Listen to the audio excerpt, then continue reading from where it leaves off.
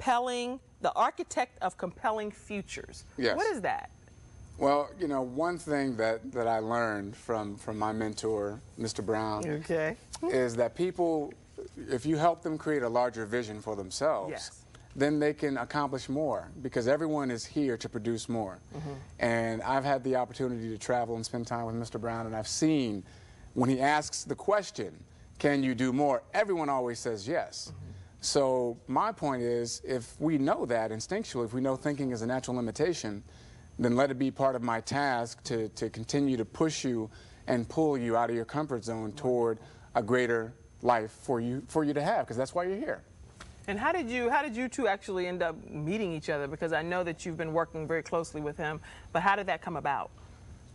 It was a phone call. I was in Los Angeles, California, and I just shot a commercial, and I said to myself, you know, he always reaches out to me whenever he's in town, whenever he's traveling. And for years, he would just let me know, I'm here, I'm doing this, I'd love for you to come down. And he always was very inclusive. And I was doing all these other things. You know how you are, you're kind of young and dumb. And you see things, but you don't really see them. You don't really experience them fully. Right. And I said to myself, I'm not going to allow my acting schedule to interfere with my time with my loved ones. So I called him and I said, where are you? What are you doing? He said, I'm going to be in Atlanta, and I'm going to be doing a training. I hopped on a plane, flew to Atlanta. He said, I don't want you to just watch. I want you to participate. And he put me on the spot. Yes. He got me up there in front of people. And for a couple of years, he had been saying to me, you know, if you take some of your gifts from the arts and apply them in this world, I think you'll find it much more beneficial and much more rewarding. He saw something that I didn't see.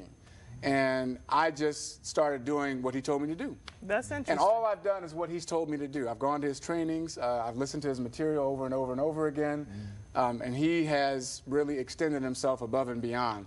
And so I just do what he does. And That's it really has... He's a very gifted speaker, and I've known Ed since he was knee-high to a hop of grass. Okay. All right? I'm talking about a little bit more, all right? Right. Under 5, okay? So I'm doing, but I saw this in him, and at this stage of my life, it's about training and developing other speakers. Excellent. This is my future.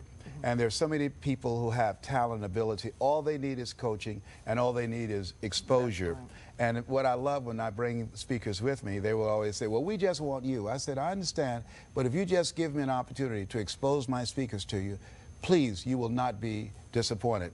And when they see Ed, or when they see Erica, or Dwight, or any of the others, they're like, whoa, that's right. They're better than you. I said, I know.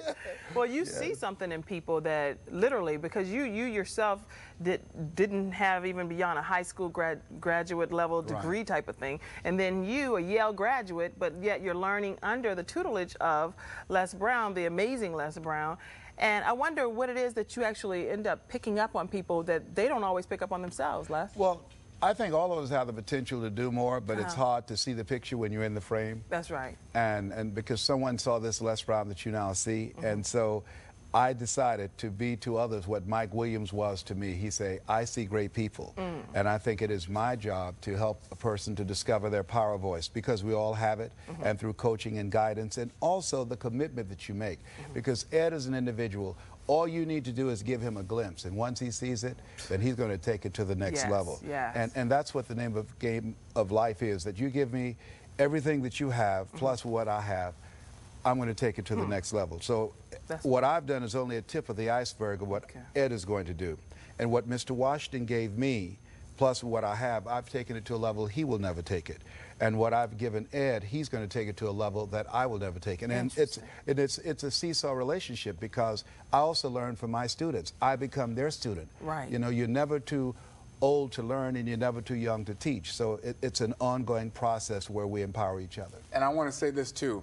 The education piece is important, because it's not who you are, it's what you focus on. Right. So a lot of people think if you have a lot of degrees and everything, that gives you some sort of status or stature, and that's not the case. It's what you can contribute and provide. A lot of people think if you don't have degrees, then you don't have any status and stature, and that's not true. It's what you can contribute and what you can provide. And so the two of us together like this just demonstrates that to the 10th power. Great synergy between the two of you together. Awesome. Awesome. And you know what? Today we've been talking about hidden businesses that bring dollars because it's such a difficult economy. And so I really want to thank Les Brown for being here, and the amazing, wonderful Les Brown. Thank you for taking time to be here today. And I thank you as well for you, Ed Blunt, being here, and I greatly appreciate it. And you've helped people discover their power of voice as well, and the power that's within people. So, and I just want to say to you as viewers that the seminar business is a viable opportunity during a difficult economy. So make sure you visit www.lesbrown.com to learn more about the trainings that he offers. And we'll see you next time on Daily Balance.